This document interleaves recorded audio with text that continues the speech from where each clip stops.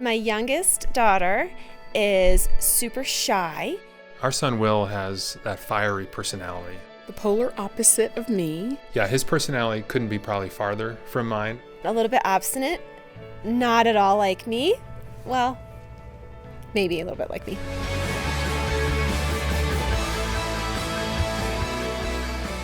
Welcome to the Focus on the Family broadcast, helping families thrive. Hetty, let's get into it. This is a great book, Growing Kids with Character. It's funny, Jean and I were talking about a little issue we were facing with our kids yesterday, and I, cracked the book open, began to look through it and read the prep, and I'm thinking, oh, this is perfect, Growing Kids with Character. Every mom and dad wants to achieve this, and this is a great tool, and I'm anxious to get into it. You believe that temperament is part of the soul's DNA, and I agree, but how do we come into this world pre-stamped by God? What do you think's happening? Well, he dreams us up. He has a plan. And I think it's so important for him that we follow that plan, that he builds in a little bit of a compass, and he magnetizes it, and he gives each one of us our true north. And then he takes great joy in seeing how parents accompany their kids in the right direction. Yeah. He planned everything he made. There's design in everything in creation that points to purpose. I agree. So if we are purposed, then we have to be designed. Yeah, and I love that. And yeah, it's beautiful. You mentioned there that in the book you didn't feel becoming a mom for the first time that you were emotionally ready. Now, every woman that's pregnant for the first time is saying, that's me. Nobody, husband or wife, father or mother, feels emotionally ready or practically ready to be the parent they want to be. How did that hit you? Well, I actually thought I was ready, but I didn't know how hard it would be to parent a child who is the opposite of what I am. I didn't even think about personality. I looked for a problem in myself or a problem in my daughter when we didn't get along. And when she didn't respond to my authority style, I assumed that there was a problem in her or there was a problem in the way I disciplined.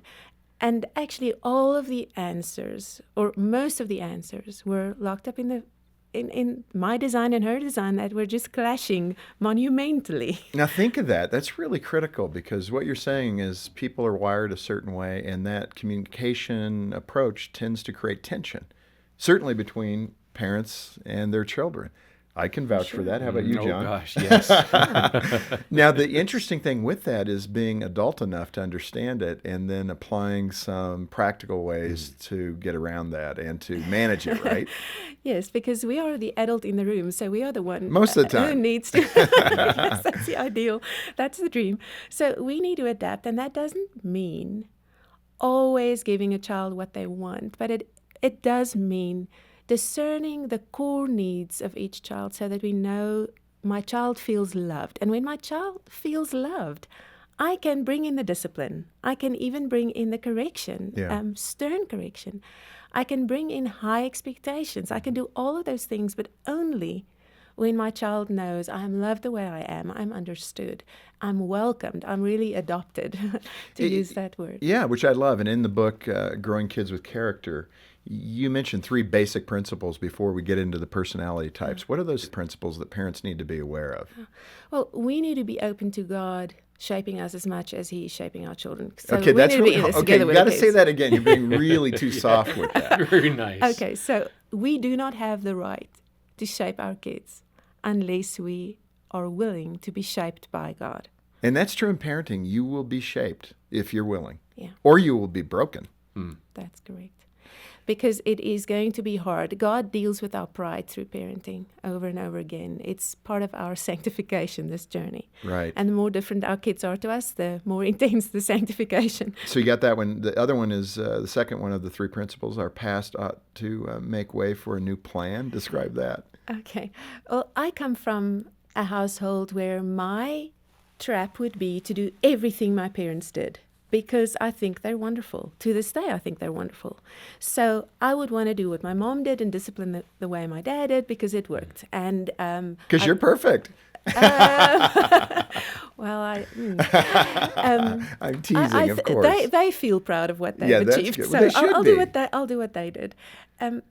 But they raised me for a world that no longer exists. And our children have a new world, and there are new demands, and there are new tasks that we as parents need to take up to get them ready for that world. So I need to move away from a good example as much as I need to move away from a bad example. Because if I said I hated what my parents did, I was harmed by the way they parented me, then I am going to parent from a position of hurt. And it's going to be reactionary, and it's going to come from a negative motivation. We're supposed to parent intentionally because we have thought about it, we know where our children are heading, we've prayed about it, and we're parenting from conviction, not from hurt or to prove our parents wrong. Yeah. That connects with a lot of folks here in the U.S. I mean, our cultural instinct is independence, and, we're the pioneers and the frontiers people for the last 200 years. And it's interesting how that seeps into our character and our personal expressions day by day. When you look at that in that context, how do we recognize those good things in our parents? Like you mentioned you loved your parents and your parents parented well. What were those attributes that you were fond of? My parents understood the difference between willful defiance and childish foolishness. I was never punished for something that I did not willfully do wrong, knowing what I was supposed to do and being fully able to do the right thing. So no accidents were punished. No struggles were used as a ground for humiliating me or punishing me. So there was space to be me. And at the same time, there were rules, and there was firmness, and there was structure, and there was routine, and I knew what was going to happen next. So I feel there was a balance between grace and the law. Well, let's get into it because, I think your book, Growing Kids with Character, you point to 4 trees. You use the trees as an analogy or a metaphor for our personality characteristics. So let's get into that. Why did you choose trees to describe human beings and their personalities? Give us that kind of overview before we get into the 4 specifics.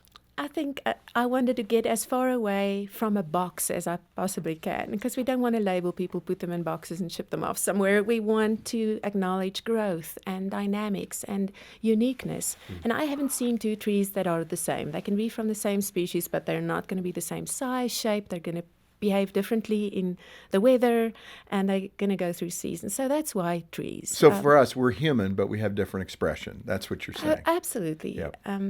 So let's start with the palm tree. Okay, the palm tree is the very jovial, happy person. Think palm trees and hula girls and pink drinks on the beach. This is more or less their world. If it doesn't fit in Hawaii, it's probably not going to fit into their schedule for the beach today. scene in Hawaii, kick back, having fun, Yes, kind of absolutely. life of the party people. Definitely. And so these kids are high energy. You're going to get fit and skinny running after them as a mom, so you can shake off the baby pounds by having a palm tree kid. That'll keep you busy. Talkative, lively. They're the ones who come up with all of these creative ideas when you want to put them to bed at night, because they are not about sleep. They feel like that would be a waste of time. There are places to go and people to. Now, as the parent, the mom or dad of the palm tree, what do I need to be mindful of? What does that child need from me? The talkative, life of the party kid who's got more energy than I can keep up with, who keeps me running, keeps me fit, as you said. This is a child where the door in with this child is play. They want to be celebrated and they want to have fun with you. And it breaks our speed. We think, oh no, I've got stuff to do. I can't play right now. But the good news for them is their attention span is short. It's going to be 5 minutes and they'll be over. They won't and hold they'll it be good against to go. you. No, their little love tank, as Gary Smalley calls it, fills up fast. So 5 minutes of really fun, active play with them, and you're in. And then their ears open up and their heart open up, and then you can teach. If you'll make it short and sweet and not too preachy, it'll go in, and if you can spice it up with a little bit of humor, they'll actually hear you. And you need to touch them. You need to connect physically with this kid. They are wired in a sensual and sensory way. They need to have an experience. They need to feel the love. So you can slobber all over this kid. They will. Well, we don't want to promote slobbering, but especially during flu season or whatever. I don't know, but that communication's important, and that's really what you're saying, Hetty. Is you're recognizing your child's communication style, how they're wired. That's what we're talking about, and how important it is for a parent to be mature enough to not keep coming back fighting, but to understand how your child communicates, what they need from you. And this is what we're talking about. Hetty, this is good stuff again. I don't want to move away from the palm tree until we finish the next question, which is the parent disciplining the palm tree. I mean, that's where we're all living, right? How do we discipline this palm tree, this social person who talk, runs around the house, wants us to play. And Impulsive. yeah, I mean, I think I was that child. I was kind of that palm tree child. I think one woman said, a friend of my mother's when I was little said, "You've got diarrhea of the mouth." That really hurt my feelings. I mean, but it shows you I talked a lot. And now you're in radio. I didn't want to make that connection. See, but- that was a design for a purpose. There was Right. nothing wrong with that. But I was obviously irritating her. That could have been. We do a lot of physical discipline with this child, and I don't mean punishment. I mean we remove them from ceiling fans. We take them off the jungle gym because they initially cannot control themselves. So we need to control them with a smile on the face, but with a little bit of firmness. So the little ones are being collected from wherever they are. You can't scream them from where they've gotten onto the pulpit at church back to the pew. You cannot do that. You have to leave and go get them, because the moment you get don't loud, scream at them. Come. they'll scream back and involve the whole congregation. So go get them, pull them Yes, out a of lot- their social environment, Yes, and that's what'll make an impact and on that them. touching them when you speak to them, that's important, and to keep the discipline very practical. An important key with them is that they are influenced by friends. So where you can really put in effort is by making sure you supervise who they are with. You're aware where they are, because they do not think ahead. They get involved, they go with the flow, they join the friends, they go where the fun is, and afterwards they're sorry. And then it's too late. So in that context, I know one of my sons is probably palm tree leaning, if I can use that metaphor. Yes, you can. A leaning Leaning palm tree. leaning Run! palm tree daily. But in that regard, it's wise. And Jean, my wife, has done a wonderful job staying in touch with who are the friends, especially in the teen years. Yes. Are these people that are the appropriate people that you want your son or daughter hanging out with? That could be hard, but in looking at the book and knowing the content, it's good for a parent to know the friend of the palm tree child, isn't it? Definitely. And you don't need to waste your time on trying to get them to be tidy and Yeah. on time. It's not happening. And it may not ever be necessary for them. God's going to give them a spouse who gets them in the car on time. Now, I'm half joking, but not really. The good news is that you don't need to fix everything in this kid, because half of it's not broken. It just appears to be because it's different from how you are. But the book helps you understand where is the part that's going to affect your child spiritually and morally the most, because that's where it matters, and that's where you can put in effort. But I'm telling you, the parent of a palm tree child, I mean, you got to fight that temptation to straighten out, correct, because it's constant. And you're right, it's as if they don't hear you. Haven't I told you 14,000 times to do this or that? And yeah, you did, but you know what? I just can't remember because I'm so happy to be here and I just want to play. And that's kind of it, isn't it? That is it. But they have a willingness. They will not remember to clean the room, but they will generally comply when you ask. Listen, let's just do something about the conditions behind this door. And if you can keep your instruction and your request light and seasoned with humor, they respond well. Now, the difficulty there, Hetty, is that we equate our parenting as being insufficient then, if we're being too light. Speak to that, especially the Christian parent. We know what is right. We know what to expect. Yes. We know, even though it's not in the Bible, cleanliness is next to godliness. I mean, it's not in there, folks, but we treat it that way. How do we, as you say, treat it light? I mean, these are core things. If they don't know how to clean their room, Hetty, I mean, they won't succeed in life. I mean, there are some good values in that, correct? There are some good values in there, but I think that is the thing. We need to distill it and say, what is the godly characteristic that I'm trying to grow? And how do I grow it in a way that suits this child? Because if I want them to be respectful, there are other ways to do that. If I want them to take good care of possessions, there's another way to do that. It doesn't mean they need to put their books in the shelf the way I want them put in the shelf. And these kids will test your resolve on these things. And very often they will tell you, what does it matter if the book lies flat or stands up straight? And then we think about it a little bit and we realize it's just the way it's always been done, and that's probably not a good reason. I've used that very line. That really cuts. Let's move to Rosebush. We've got the playful palm tree, and now let's go to the Rosebush child. There's lots of imagery that, it's beautiful, but it's prickly. What does it mean to be the Rosebush child? Oh, my goodness. child? This baby is born, and the mom had all of these ideas of this baby on the breast, and they're cuddling in the bed, and they're just, this baby just Oohing loves and to be. cooing. And then it bites. This baby bites and doesn't want to be held and doesn't want to be put to sleep on your shoulder, and just wants to be left alone, kicks and screams and fights to sleep. And suddenly you don't know if you're going to be needed. And that's the feeling you're going to have for the years to come, because this baby is going to prove I'm already grown up. We jokingly say they're born with a sign on their forehead that says, I'm the boss, can't you read? And then because we struggle to accept that, there is a power struggle. So this is our power struggle, Kate, but this child is wired to be a Paul one day, to be the one who gets a vision from God, a message from his sending cell group, and from the angels saying trouble awaits, and he goes, therefore I must go and glorify God in those difficult things. This is what this child is wired for. So of course, this child is going to be pushing those boundaries and is going to be asking why and why not and why shouldn't I? Yeah. Very, very strong-willed and very often just really make you proud. I got a message from a mom yesterday who hasn't read the book from South Africa, and she said, listen, I know I'm new to this parenting thing. She's a single mom. She had the baby as a teen, and she says, just tell me if I'm doing something wrong, because my daughter went to school yesterday, and the teacher wanted to teach them the principle of tallest to shortest. It was a math concept, and she was the tallest, and she ended up being in the back. And she refused to go to school today because she had to stand in the back. And she said that she will go to school today if she can walk on her knees into the classroom, because she's never going to stand in the back again. And looked at her mom very seriously and said, I'm an in front sort of a person, Mom. And how old is this child? 5. 5. Oh, man. We need to pray for that mom. Yeah, definitely. But, so how does a mom, in a healthy way, manage that to let her know it's okay to stand up in the back? That's a good thing you're tall. I mean, how do you do that? You create their territory and the territory of the teacher or the other authority figure, including yourself. They will back off when they know that an authority figure is in control of a certain area. But they have to be more in control than the rosebush child. Yes. So parenting them in this very gentle me message thing where we say to our rosebush, so I don't feel like you're respecting me right now. What that elicits in a little rosebush is, you are pathetic. I want to put my teeth in your jugular and put you out of your misery because you are suffering, you're struggling as a parent. That's really how they respond.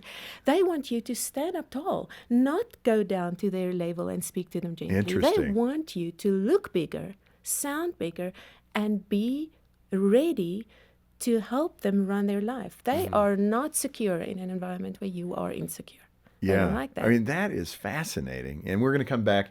We're nearing the end today. We're going to come back next time and finish the other two. And then we'll talk about some of the parenting combos that go along with this. Jumping ahead a little bit, I would think a palm tree playful mom, for example, would really struggle with a rosebush son. They would have fun together and compete a lot because both of them can do that. But when it comes to discipline, I think it's predictable who's going to run the house. is the young rosebush. Yes. Yeah, that is tough. Mention the discipline side of that to finish off the rosebush. How does a parent get that control to the extent that's healthy? You definitely pick your battles, but you also train them by giving them the responsibility, by giving them some challenges, by giving them some choices where you can live with both outcomes. Hetty, speaking of the rosebush child, of course, I'm thinking of all of this in a teen context. I don't know how you're translating Which seems to make this. the thorns all the more prickly. The thorns in the teen years seem to get bigger and longer and more sticky. But in that regard, when it comes to communicating with that rosebush child, you share that long-winded explanations can frustrate a rosebush child. And you're saying that, but describe that and give me a story. They just really want the bottom line. They will complete your sentence for you if you do not get to the point real quick. They will even say, just finish it off. And this little girl that I spoke of earlier was standing on a stage when each little 3-year-old, when she was 3, had to say what they want to become someday. And she got annoyed with the other kids on the stage being scared of the microphone and intimidated by the crowd. And she walked up to the teacher and said, can't you see they're scared? He's called Andrew. He wants to be a fireman. She's called such and such, and this is what she wants to be. And she just introduced the entire group of kids and got done with it. You're a rosebush mom. I think you self-described in the book that way. How does that affect the way you interact with your kids? Describe your kids. Well, none of them are roses. Well, my youngest one has a good dose of rose, and we butt heads every now and again. But being mindful that I can be impatient and that I can be sharp-tongued and that my thorns can come out too, I need to do a lot of work and ask, how did I come across just now? And read their body language and read their faces, because sometimes I just go too far. How do you trigger yourself to not go to your natural default, let's fight? You want to fight? I'm up for the fight. I'm a rose bush. I can stick you. How do you pull back from that natural instinct of your, I think, fleshly nature, actually, not your God-inspired nature of joy, peace, love, goodness, kindness? How do you pull out of the humanness to do something better? It starts with the realization that my child is not less important than I am to God, and that my child's feelings and needs are valid, and that as a parent I need to respect those even in the way I speak. So it is about not assuming I am right because I'm the parent. Hetty, I mean, this has been so good. We're going to come back next time and finish the other two. We've got the palm tree, the rose bush. We still have the boxwood. And just quickly, what is the boxwood? These are these shrubs that you can prune into any shape you like. They are the topiary trees and the decorative trees. Their wood is also used to make chess pieces and fine-tuning forks for instruments. So wow. They are the fine-tuners and the So are they perfectly exacting squared precision hedges. people? Oh, yes. Okay, so absolutely. these are our engineers. There's one way to do Very something, often. and it's not your way, it's my way. Is that right? I think I might have one of those too. And then we have that pine tree, which is Yes. that calm, laid-back, kind of slow-moving person. How's that different from the palm tree? How's the pine tree different from the palm tree? Well, both of them are people-focused, but the pine is happy to be alone as well. Doesn't need to be the center of attention, but wants to be included, even if it is from the sidelines. They love having their people around them, but they don't necessarily speak a lot. All right, so come back next time as we describe more of these children descriptions and you as a parent, how to recognize your style and how to engage these children. And Hetty, here's the last question. What is kind of that last word today that you'd want to say to a parent who's connected with this now and is looking forward to hearing tomorrow what you have to say? What if they are recognizing where they may have fallen down? What's the encouragement? That God is shaping both you and your child through the dissonance that you experience because your temperament is not the same as your child. And when you rub them up the wrong way, they still are growing through that, and so are you. It's not a bad thing necessarily. No. Everybody's growing in that environment. Thanks so much for being with us. Thank you for the privilege. Hey, I'm John Fuller, and thanks for watching. Get more info about Focus over here and more from our guests over there, and be sure to subscribe to our channel as well.